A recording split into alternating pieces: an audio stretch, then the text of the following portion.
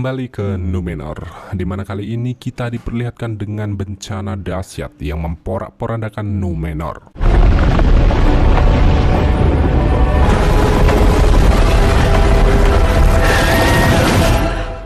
Yang ternyata itu adalah mimpi yang selalu menghantui Miriel, sehingga ia teringat dengan bencana hebat yang telah diramalkan. Atas mimpi itu, Miriel pun memanggil Galadriel untuk datang ke istananya. Namun siapa sangka, hal itu malah membuat kericuhan para warga yang menganggap Miriel menyambut ramah kedatangan musuh mereka. Semua warga begitu marah, terlebih salah satu pria yang menjadi korban Halbrand menjadi provokator di sana. Entah apa yang merasuki Ferguson, namun di sini kita sadar bahwa kaum Numenor sangat tidak menyukai keberadaan elf di sekitar mereka. Kanselir yang mengetahui hal itu pun tak tinggal diam dan berusaha membuat mereka tenang, di mana pria itu menegaskan bahwa satu elf di tempat ini tak akan bisa berbuat apa-apa. Swear that elven hands will never take me. Dengan ditemani Elendil, Galadriel pun menunjukkan bukti-bukti bahwa Sauron telah menyiapkan kekuatan untuk menguasai dunia. Bahkan perlahan Sauron telah memulai penyerangan yang dimulai dari Southland, negeri para manusia. Maka dari itu Galadriel meminta dukungan agar Halbrand dapat menyatukan kelompok-kelompok yang terpisah dan juga meminta Numenor untuk kembali bersekutu dengan elf. Miriel pun menegaskan bahwa ia tak ingin ikut campur dalam hal ini, apalagi memperbaiki hubungan Numenor dengan para elf. Galadriel pun begitu sedih mendengar hal itu dan menegaskan bahwa Miriel tak pantas memutuskan kekuasaan, meminta agar ia dapat berbicara langsung dengan pemimpin sejati Numenor karena ternyata ayah Miriel masih hidup dan kini tinggal di sebuah menara. Perkataan itu tentu membuat Miriel sangat tersinggung, sehingga ia segera memanggil para prajuritnya untuk membawanya ke ruangan tahanan. Dan tentu saja hal itu membuat Halbrand menertawakannya dengan sangat puas.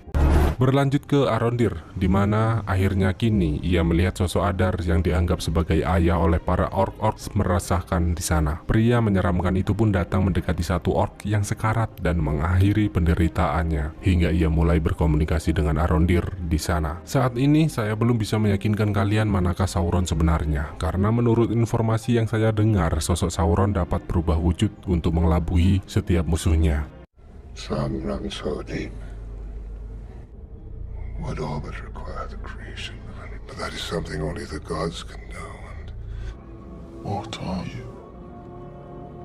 Melihat genggaman Arondir, sebenarnya ia sudah berniat untuk melawan, namun pengaruh yang begitu kuat membuatnya luluh sehingga pria itu memintanya pergi ke menara tua, tempat manusia berlindung untuk memberitahu keberadaannya.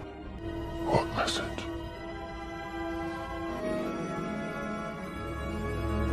Yang tentu saja hal itu membuat Mbak Siti dan pengungsi lainnya semakin ketakutan. Bahkan keadaan mereka kini juga begitu sulit. Dengan banyaknya pengungsi membuat persediaan makanan tak memenuhi kebutuhan mereka. Theo pun menyarankan agar mereka mencari sumber makanan ke desa-desa terdekat. Mbak Siti tentu tak mengizinkan hal itu, mengingat di luar sangatlah berbahaya karena keberadaan orc meresahkan. Meskipun telah dilarang, Theo nekat pergi mencari persediaan makanan di desa-desa setempat bersama salah satu sahabat baiknya.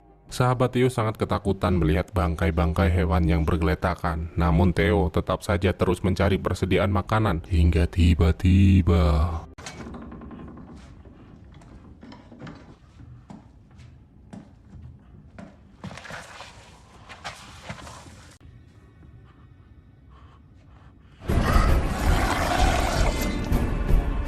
Theo pun sangat panik dan langsung mengeluarkan pedang yang disimpannya. Namun, bukannya takut, orc itu malah berusaha merebutnya karena ternyata pedang inilah yang selama ini dicari-cari. Untung saja Theo berhasil bersembunyi sehingga lolos dari kejaran tersebut.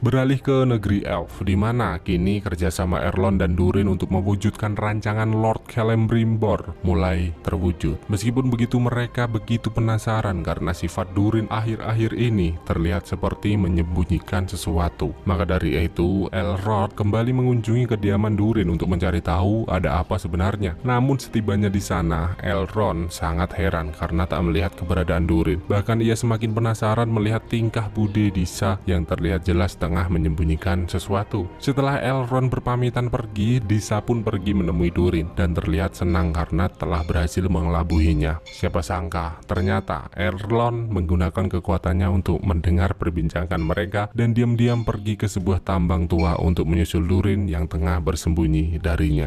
Hingga pada akhirnya setelah sedikit perdebatan, Durin berkata jujur bahwa ia telah menemukan sebuah batu kualitas wahid yang diyakini dapat digunakan sebagai bahan pedang atau armor yang sangat kuat. Dengan itu, Durin pun memberikan secuil batu penemuan ini sebagai tanda persahabatan dan meminta Elrond untuk merahasiakannya.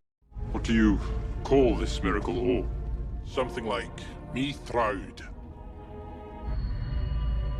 Beralih ke Galadriel yang kini masih meringkuk di dalam tahanan. Namun tiba-tiba Halbrand meminta Galadriel untuk pergi ke menara menemui ayah Miriel karena itulah yang ditakutinya. Bersamaan dengan itu, para penjaga datang melepaskannya karena Miriel ingin Galadriel pergi meninggalkan kota. Tentu, hal itu semakin membuatnya penasaran dan melakukan perlawanan untuk pergi ke menara menuruti saran dari Halbrand. Dan setibanya di sana, ia begitu terkejut melihat ayah Miriel yang terbaring tak berdaya. Dari sini kita jadi tahu apa alasan Númenor menjauhi para elf, di mana semua itu karena seluruh rakyat Númenor telah terpengaruhi kejahatan Morgoth dan Sauron. Hingga saat ayah Miriel meminta mereka untuk kembali mempercayai adanya dewa, seluruh rakyat melengsarkannya secara paksa. Maka dari itu, mau tak mau Miriel mengikuti kemauan para penduduk menjauhi para elf agar tidak membuat kerajaan hancur.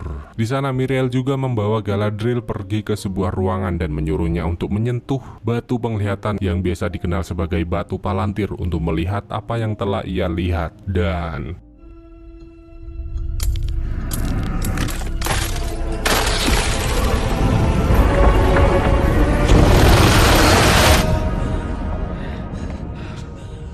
tentu batu itu memperkuat alasan agar Galadriel segera pergi, karena kedatangan Galadriel mungkin menjadi satu tanda bahwa ramalan itu akan benar-benar terjadi. Mendengar hal itu, Galadriel pun kembali berusaha merayu dan mengajaknya berjuang bersama. Namun sayang keputusan Miriel sudah tak bisa diganggu-gugat lagi. I'm sorry. Sementara itu, Theo yang masih terjebak di tengah-tengah orc meresahkan pun berusaha untuk melarikan diri. Dengan perlahan, ia melangkahkan kaki di antara orc-orc yang terus mencarinya. Dan tiba-tiba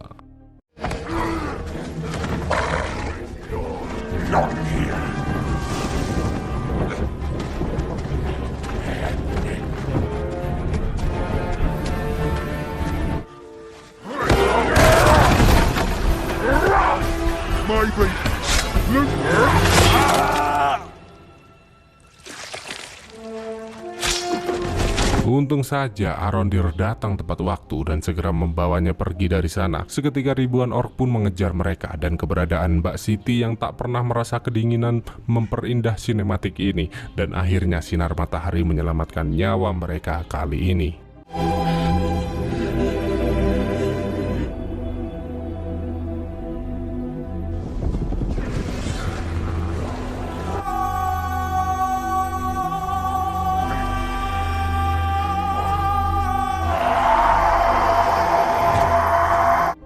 Setelah perbincangan di sepertiga malam, akhirnya Galadriel berniat untuk pergi meninggalkan Númenor. Namun belum jauh kapal itu berlayar, tiba-tiba Miriel melihat daun-daun pohon keramat berjatuhan dan seketika mengingatkannya dengan ramalan gempa dahsyat yang akan datang. Maka dari itu Miriel berubah pikiran dan memberitahu para warga bahwa ia bertekad untuk membantu para elf memberantas kejahatan. Dengan itu, Kapten Elendil mulai merekrut prajurit sebagai tanda bersatunya kembali Númenor dengan para elf.